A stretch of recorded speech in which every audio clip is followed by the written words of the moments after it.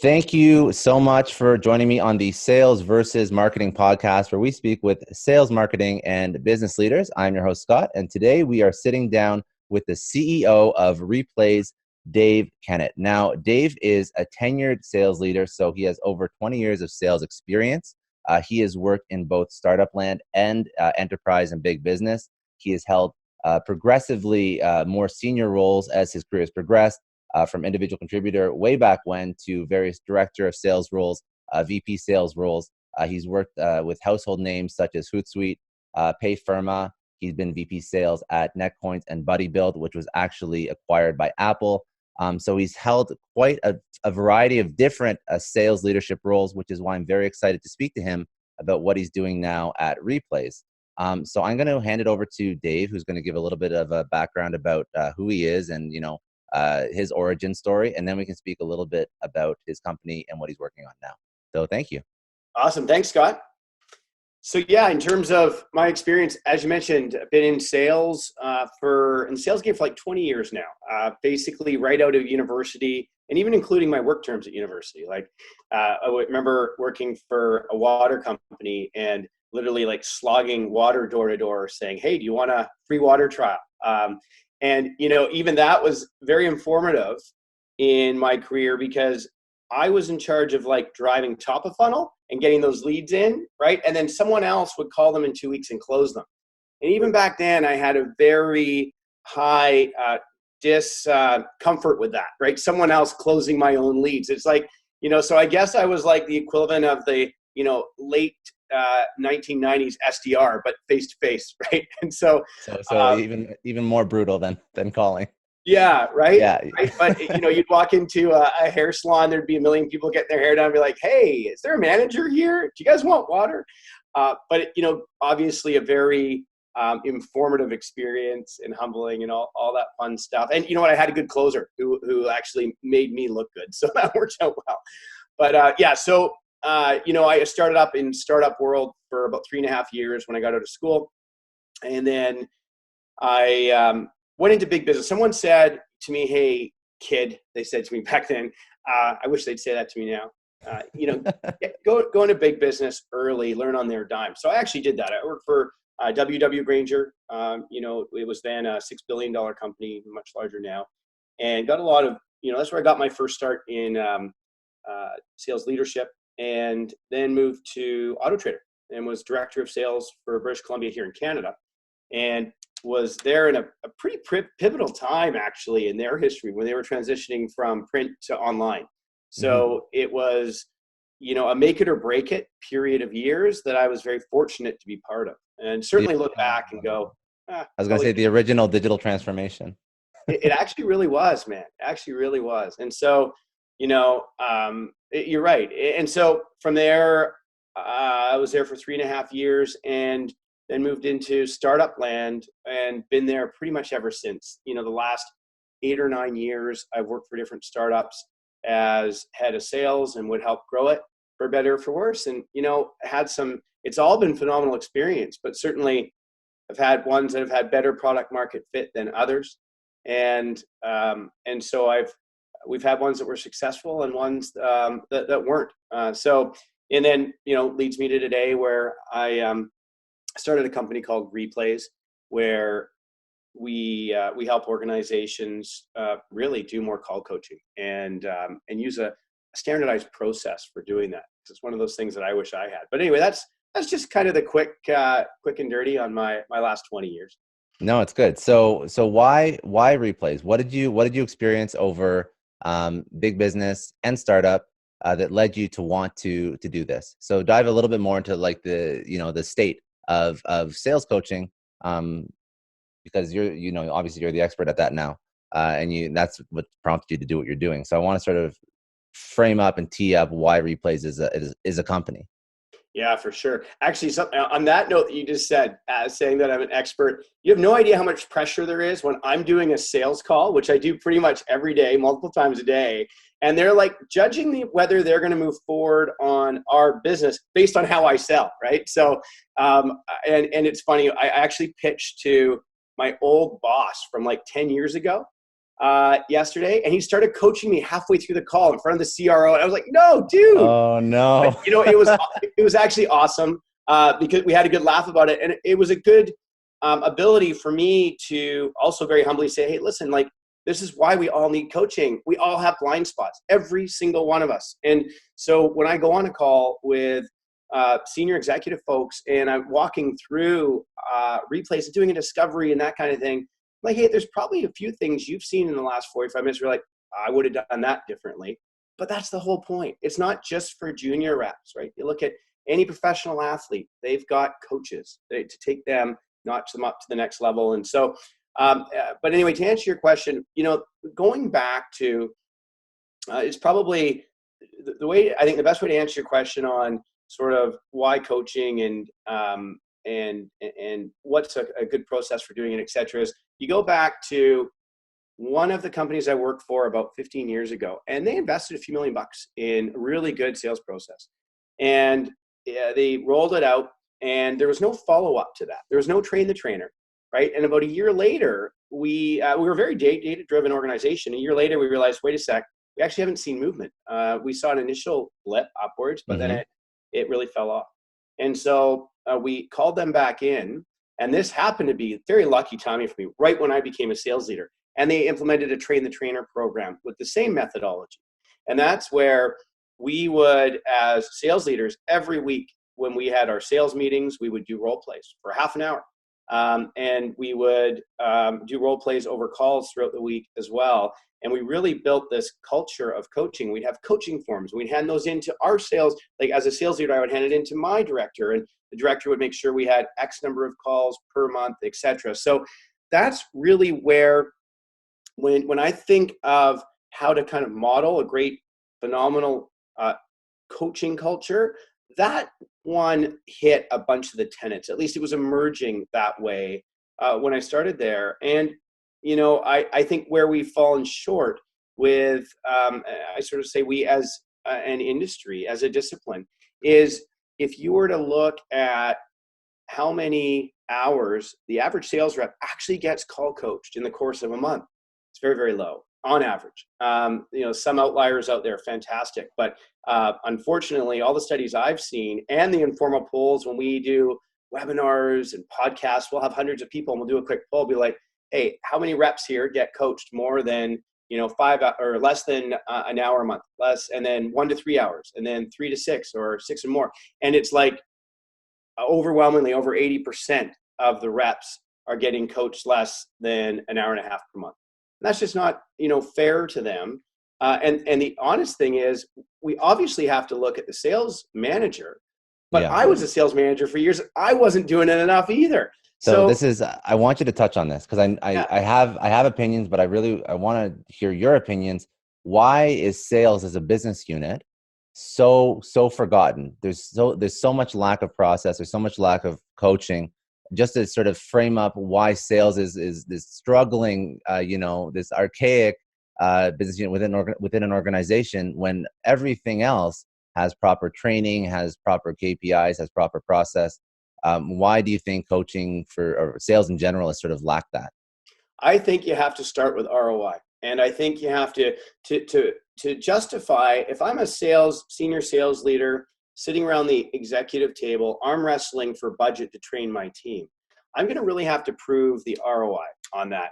And so that means I need to be a data-driven organization to begin with. And we both know that there's some great ones out there, but that's sometimes a challenge. Then B, we got to be willing to stick our neck on the line and say, hey, this is actually going to work.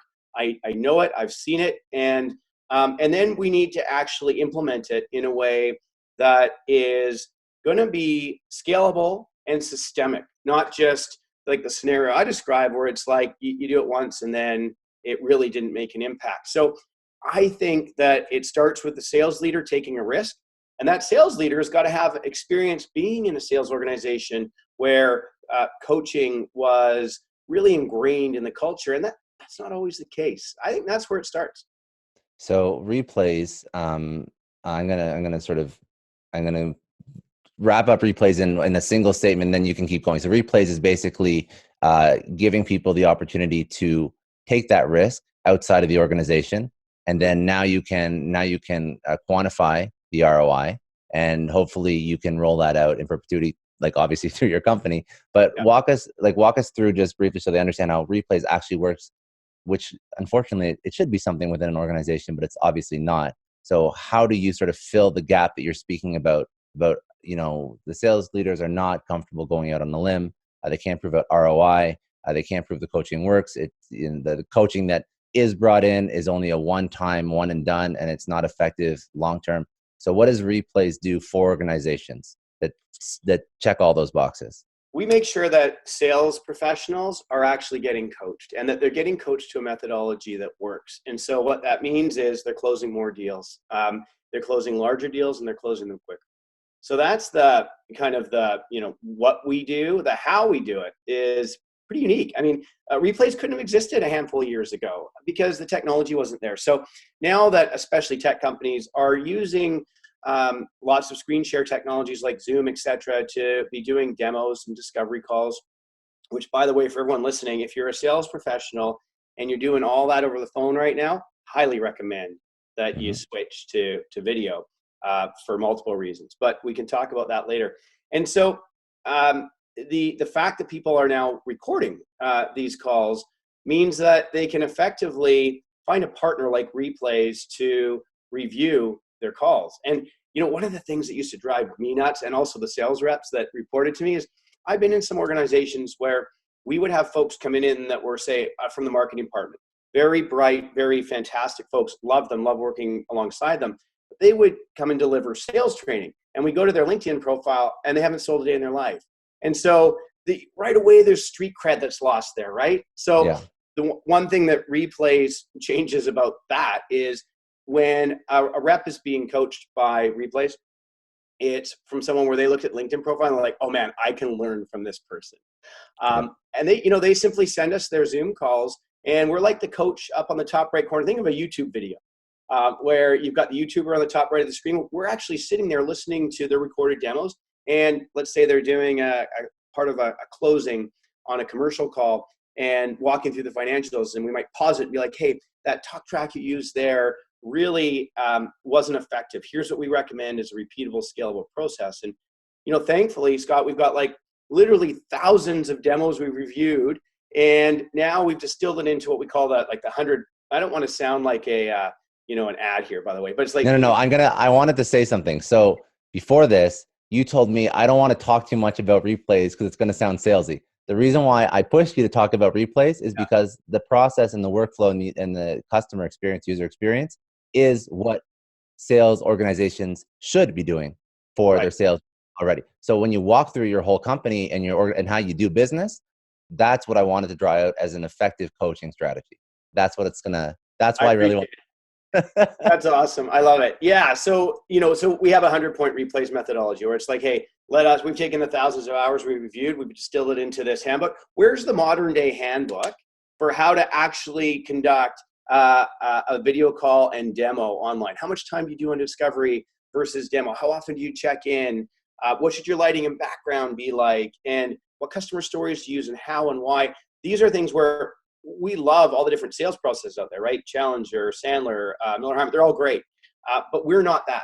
We kind of dance in the white spaces between there where that aren't covered. And so then we basically make it really low touch. So the reps don't have to go to a boardroom for a week and do process training. They just send us a recording that they already did, and we have a one-on-one to get to know them a little bit for half an hour. And we do one-on-one role play calls and stuff like that. And the goal though is 100% to be able to pass the baton back and forth between our sales coaches and their sales coaches. It's almost, economically, of course, it's good for us if we do all the coaching, but it's kind of sad for me as a sales leader if they farm that out. I'd way rather we position their new sales leaders for success or help them as they're going through hyper growth and don't have time to actually coach. So like episodic things, that's where we want to really step in and help. There's a lot of benefits in, you're speaking about video, you're speaking about remote, you're speaking about how to use video to connect with customers and what you should be doing. And now it's a tool that we can use to effectively coach and increase it. Like everything you're speaking about, everything Replayz does and everything that, we've discussed in terms of how to engage with customers remotely. This is increasingly important in a world where having physical office space is becoming less and less of a priority for employees, right? They're working from home, they're working remote, you're working globally, now you're globally connected. The ability to be effective on video is very important, be effective remote. And I think that I actually had a call with somebody who uses video to sell, like pre-recorded video to sell. And we're just speaking about how important it is as we increasingly become more remote and try and still transact globally. It's very important to be effective on video and use video because that's the human component. If you're not going to be in the office with the person sitting down, and there's all these now there's all these other reasons for health concerns to be remote, right? And all the stories about get ready to send your workforce home and get ready to work remote and enable your work or your employees to work remotely. It's even more relevant than ever before, because outside of just being like a quality of life thing, now it's becoming in 2020 right now, unfortunately, something that could be a requirement for health and that piece of it. But anyways, so I kind of sidetracked you to sort of speak about Replayz because I want to go back to the state of sales coaching now. So within organizations, we spoke about how Replayz works and how that's a proper process for coaching and the touch points and the review and helping people understand like a full 360 of how to do remote meetings. But what does sales coaching in your experience look like? What's the reality on the ground? In terms of current state without Replayz, for example? Yeah, my guess is for the folks listening, if you're a sales rep, you're probably getting less than an hour or two of coaching per month. And if you're getting more than that, congratulations, stay where you are. That's an outlier. And if you're a sales manager, a direct line sales manager, my guess is you're probably really meaning every single week to get up and go coach more. But because of everything that's thrown at you, you just don't get to do it enough. And if you're a VP sales, you probably think your sales managers are coaching more than they are, and maybe not. That's more of a joke. But the reality is, listen, it depends on how big the company is. But a lot of the bigger the company, I'm sure, the more assumed touch points. I remember when I first started in sales as an individual contributor, I remember a manager coming up to me and saying, "Hey, I'm just going to sit here for an hour. I have to log a coaching hour, and you just keep doing your thing." Like it was that. So I'm not going to name organizations or names, but that's a reality on the ground sometimes. Well, no, it is, unfortunately. And, definitely bigger systemic issues, if that's the thought process and mentality. For sure, that's a whole separate discussion. But I think, here's what we know. Sales reps want to learn. Sales reps expect to be invested in. We know that employee turnover is much higher if they're not being invested in. We know that sales managers want to. I think where there's a blind spot here, there's so many new sales leaders that actually don't know what to coach to. So they're sitting down and listening to this call, but they're coaching to it based on their experience, which is great. But is it the right? What you only know what you know in that case. And so, when I was a brand new sales leader, I was like, I don't know what I'm coaching to here. I'm coaching to like the mileage that I've got selling, which is very valuable. But but outside of that, what's a repeatable, scalable process I can help with? So I think that's the other area that we really are trying to help people is, let us get in there and just give a template to actually coach to. So there's a level of confidence that, hey, this is a process that works. So how do you build a culture within an organization that actually supports coaching? Well, it starts with the executive and specifically the CRO or VP sales or SVP sales. I think that person has to believe in it. Where I've been in sales organizations and advised for sales organizations or done sales kickoffs for organizations where the sales leader really believes it, you can feel it when you're in the room. You can tell when you're listening to calls, reviewing calls. There's just this openness to feedback. And so it starts there. And then it's a matter of building the tenets within your organization. And to me, the tenets are number one, you need a process. And number two, you need a feedback mechanism. So whether you're utilizing technology, so any of the conversational AI tools that are out there, or an organization like Replayz or what have you, there needs to be a feedback loop. And there needs to be a system to do that. So a checklist, for example. So for the folks listening, I would ask, is there a checklist that you have that's being utilized for a discovery call versus a demo versus a commercial call, or if it's a transactional motion, a closing call? And if not, that's a key aspect. And then actually building it in the fabric of the organization structurally through making it part of your day or week. One little tip for folks that are listening that I highly recommend, and I've implemented this in many organizations. And by the way, I wasn't always I wouldn't always get an A+ for building that coaching culture. I just want to put my hand up for reps that have reported to me over the years that are listening. They're like, who is this guy? It's like, you know what? A lot of it is aspirational, right? Because we try hard. But I do think that, and there's so much thrown at us as sales leaders, but where it has been effective is, in your sales meetings, get your teams in threes. Get one person to be the buyer, one person to be the seller, one person to be the observer. And just throw a quick role play at them. Make them do, give the person who is going to be the actual customer, just hand them a piece of paper and say, okay, here are the two needs that you've got. The person doing the discovery has to find them. And whatever it is, or pick 3 differentiators of your organization. Say, okay, let's go through customer stories today, and let's see how you're going to position and weave in a customer story naturally in a sales discussion. Things like that. So that's all great, and that is what coaching should be. But I think a lot of I don't have stats, and I listen to a lot of podcasts that sort of speak to also the issues with current state of sales coaching. So what is the majority of sales coaching how do I phrase this? What is coaching? I'm just going to ask the question that I wrote down ahead of time because I can't think of a better way to phrase it. I wanted to get into what is coaching and what isn't coaching.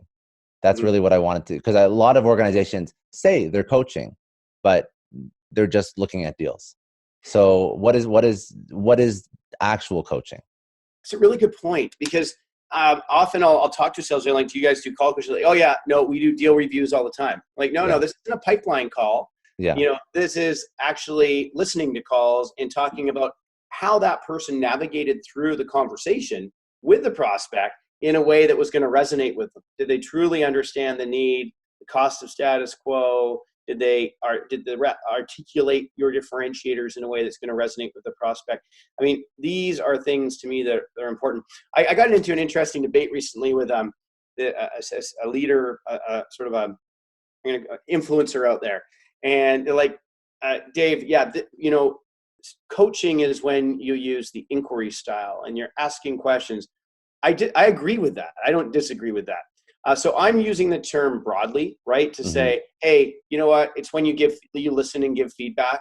And certainly it's doing it in a method that is supportive, that keeps their dignity in place, that makes them lean in and want to do it. Like, there's a whole aspect of this where you want to create a safe culture where people can be vulnerable and learn, right? And to do that, you need to lead that way. You need to call people on it if they're actually not being respectful to one another. And I've seen where that can take place very, very effectively if you kind of set the ground rules for what the coaching should look like. But what was the argument between an inquisitive style and what was the counterpoint? Oh, actually, I'll be frank. It was they're like, Dave, you don't have a call coaching company. I'm like, well, no, we do. They're like, no, but you give feedback to a rep. And I'm like, yeah, well, if there's let's say a rep, we give feedback to CEOs who are pitching, right? And, but also first time reps. And, their point was, if you're just telling them what to do better after listening to a call or two, that's not coaching, that's feedback. And you know what my answer was? I don't care what you call it. It's semantics. The answer is our sales reps get a 10% better close rate after a handful of discussions with our coaches. So they don't really care if you call it coaching or feedback. But that's why I'm sensitive now to that question. I'm like, I want to make sure that your listeners are aligned. You and I are aligned, that people may call it coaching or feedback. I don't really care what we call it. It's really the result that actually matters, right? I understand both points, because let's talk about the levels of coaching. So the level of coaching, which isn't coaching, is pipeline review. And that's what a lot of people label as coaching. That's like the base.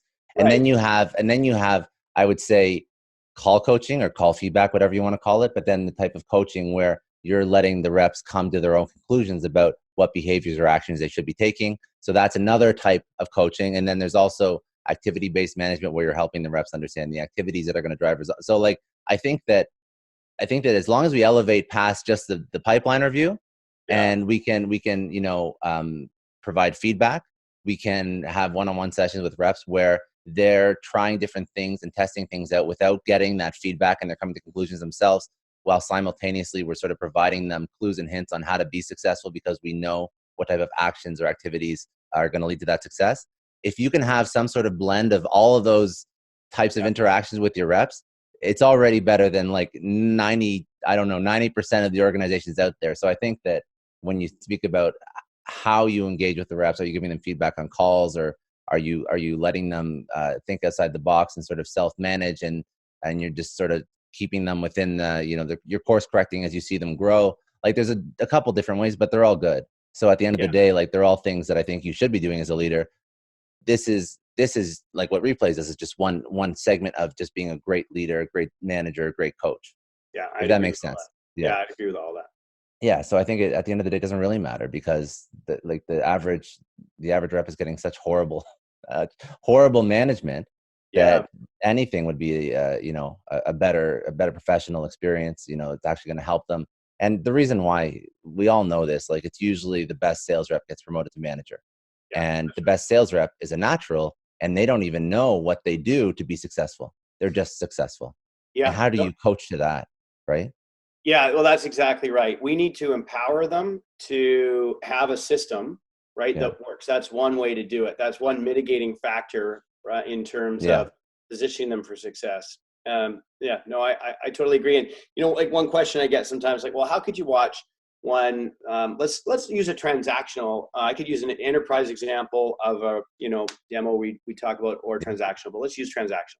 It's one company I'm thinking where they do 45-minute calls, and it's the discovery and the demo, and almost the trial close at the end in 45 minutes. And one of these folks, again, the same person I was referring to, is like, well, you can't really give meaningful feedback if you just watch one of those. And I agree that longitudinal feedback far better. I also think a process is a process for a reason. So if the person actually didn't, open with an agenda, or have quote unquote meaningful check-ins as they go through, then you give them that feedback and they say, oh, well, no, I usually do that. Great, fair enough. But then if you usually do that, it should be a process. So, just make sure you do it every time, right? Because I've been guilty of that. Like we talk to our reps, one of our Replayz, one of our 100 points is, make sure, it doesn't matter how senior you are, you're still writing down your discovery questions. At least, the more senior you get, you might just have a couple bullet points in front of you as opposed to the full list, right? And you never want it to seem scripted. But when I don't eat my own dog food and actually do that, I get caught. So it's like when I get caught not following my own process, it doesn't work for me. So that's why I think a process is there for a reason, because it works. And if it doesn't work optimally, tweak it, but don't just ignore it because it's there for a reason. And I also think that if I do agree that you want to measure and look at them over several touch points across a significant period of time. But even if you just went in, like you said, to one specific sales call, you would find that if it's a process that's been followed for a long period of time, it turns into a habit. So these habits that have gained them success in the past, they're going to keep doing them. And you can prove that out because, again, the top tier sales reps who don't know why they're so successful will still do some of these things just intuitively on their calls because they just have sort of figured out that that's how they sell, and it just feels comfortable. So I never listen, unless there's like a really outstanding circumstance, like you're caught in the car and you can't get to your desk, or like something weird that doesn't normally happen. If it's like a regular day, regular work hours, regular customer, you're going to do what you do all the time. Yeah. You're just going to do it. That's human nature.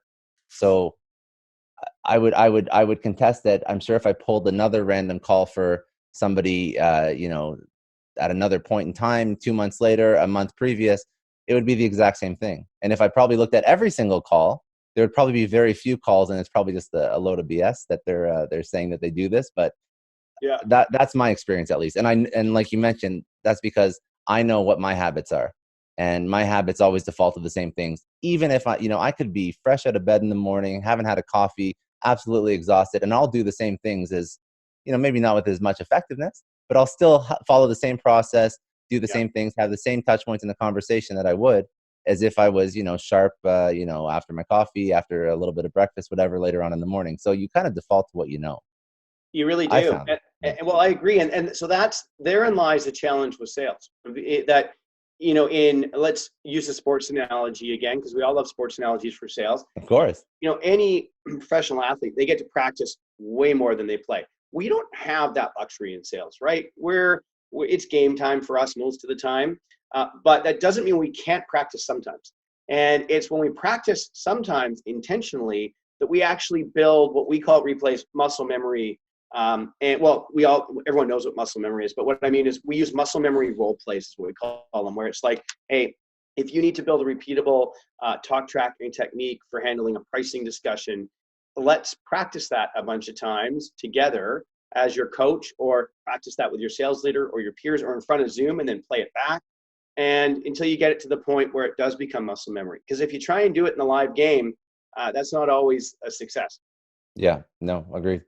Okay, so the one thing I wanted to speak about, because we've hit a whole bunch of really good points on coaching, and I'm going to open up the floor if you have any other last points, but I wanted to speak about participation, because true coaching is uncomfortable for reps, because if they've only ever had pipeline review, the fact that somebody's actually paying attention to them now is very disconcerting. Yeah. So how do you get buy-in? How do you get people to buy into being coached before you've been able to prove that it's effective?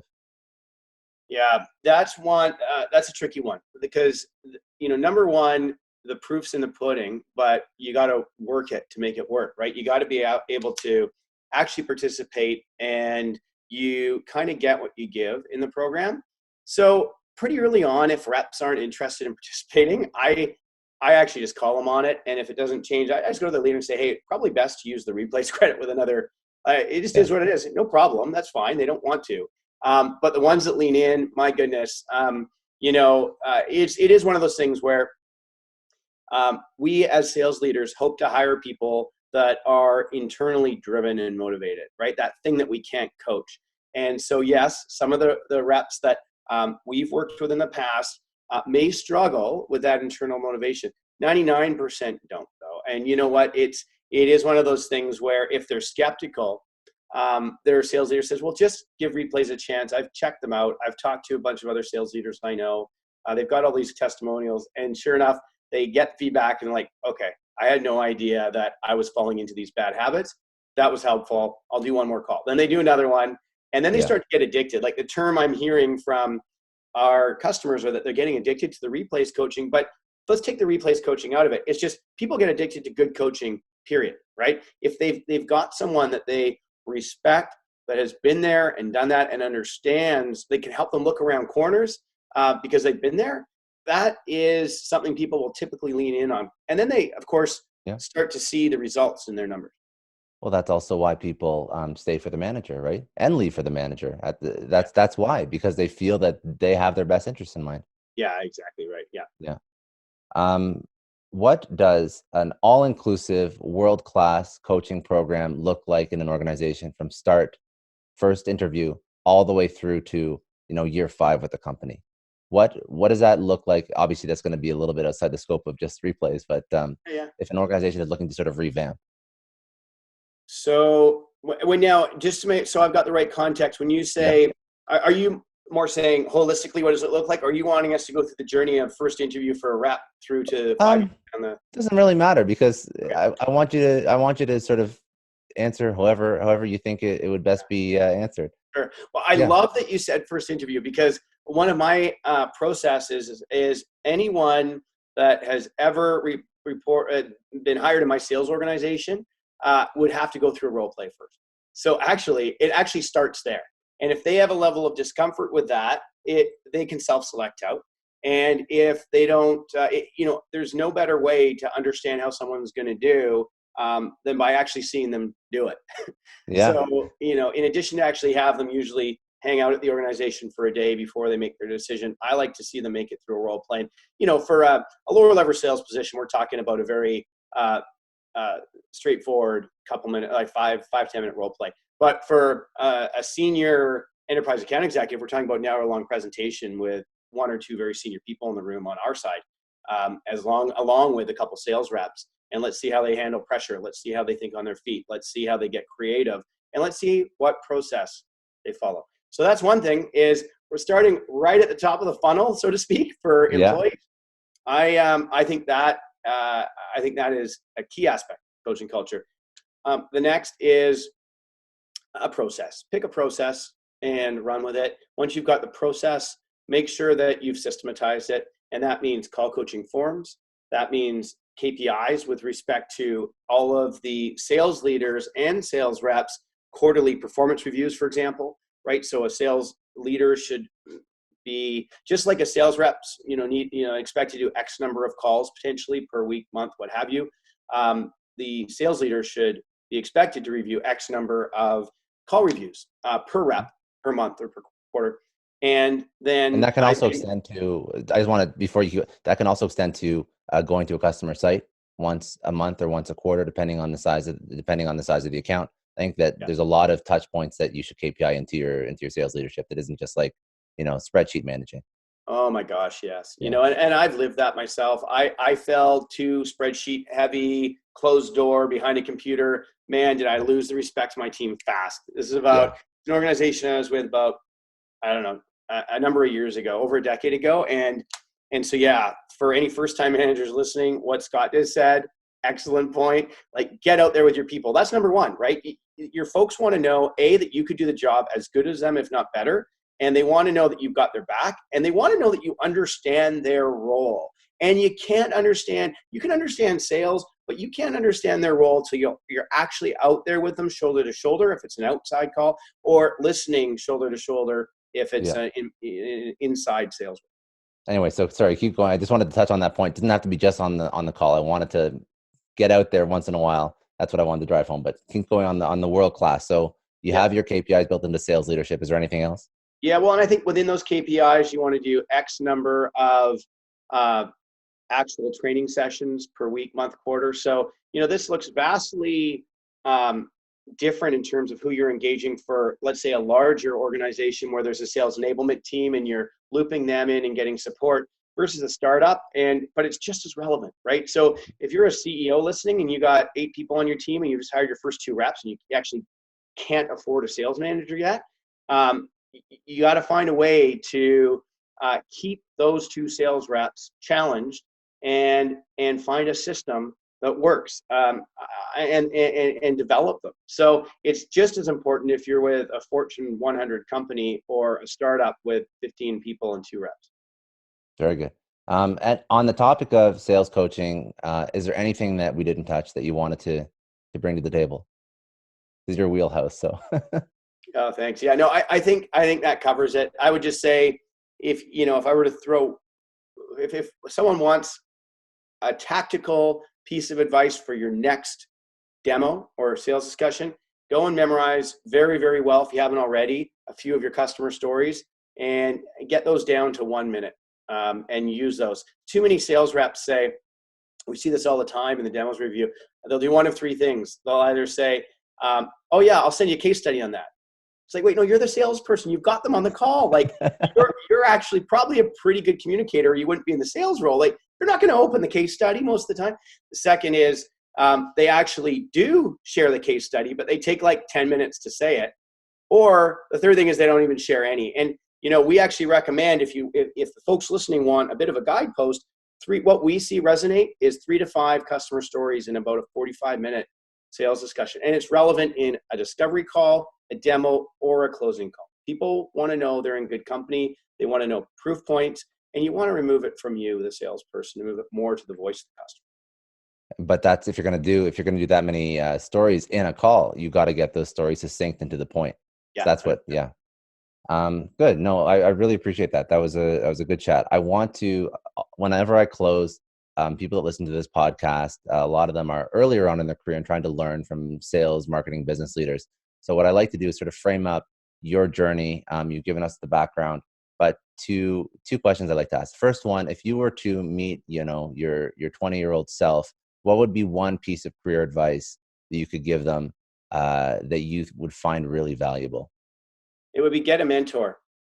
So, I have reps ask me all the time, or sales leaders, what books are you reading and what books can I read? Books are great. And, they have a big place in my life for sure. But where I look back and think of the things that, where I've grown the most, and specifically in my sales career, it's when I went out and actually actively got a mentor. And that didn't happen until a little bit later in my career, still early-ish. But that was super helpful when I did that. And looking at yourself now as a professional, were you anything like what you were now when you were in high school? Yes, actually, Yeah. almost to the T. Yeah. It's funny that you say that. I've got a picture of me with back in my high school-ish days that I keep around, and actually, it's funny. I keep this thing right here as well. So I've got DJ's Karaoke. This is a karaoke business I started when I was in grade 10 or 11, and I think back to that, Dave, and I was energized and motivated and felt like I could do anything, but of course made lots of mistakes. And it's not until recently that I actually was able to get back into that mindset, because life gets clouded, right? Mhm. And so I wouldn't have confidently said yes, probably even a couple of years ago, but now I absolutely can. Good. I like that. That's really good, and that's really meaningful, because I think that everybody has that energy and that enthusiasm when they're young, and Yeah, I think it's very easy to lose that as yeah, life throws things at you. yeah. I respect that. That's very powerful. Um, you're okay. So again, you mentioned mentors. You mentioned that's really important to learn and grow. But are there any sources that you look to learn, any sort of podcasts, audibles, books that you're into right now that you can recommend for people that want to sort of pick up some new material? It's funny when you talk to really really busy people like yourself, and I know they'll tell you they barely have time to actually do a bunch of learning, right? Like it's almost like a bunch of seeds that were planted earlier now Yeah. are coming to fruition. But the smartest ones will also say they make the time, right? You hear Bill Gates Yeah. saying he has his thought weeks where he goes away and all this other stuff. For me, honestly, I've got 3 little kids and my life is so freaking crazy. uh, I actually, all I do now is listen to audiobooks before Yeah. bed, and ones from really interesting people where I feel I can learn something. And I also reach out to people and have conversations and try and learn from them. I learn every day from everyone, but I have to admit that the pace is such in my life that professional development at the moment isn't a Yeah. massive priority for me. It's tough. It's very tough. I've defaulted to audiobooks, podcasts. To be honest, I love doing these interviews because Yeah, I learn a lot every single time I speak to somebody. yeah. So that's a really, really good source. Um, I think that's all I have. Is there anything else that you wanted to bring up? And if not, then how do people get in touch with you? Thanks. No, I think I'm good. I really enjoyed this. It's been a Good. fun conversation. People can get in touch with me on LinkedIn. Please hit me up. Love to hear from you. I love talking shop. And feel free to email me, dave@replayz.com. It's REPLAYZ, replayz.com. Perfect. Awesome. So that was another episode of the Sales versus Marketing Podcast. Thank you so much for joining me, Dave. If you haven't already, please share with all your friends, families, coworkers, peers, anybody who you think you'd find value in learning about sales, marketing, or business. Please subscribe or download from any of your favorite podcast sources. You can also find this podcast on YouTube. As always, have a very productive week. Have a great week, and we will speak again soon. Bye now.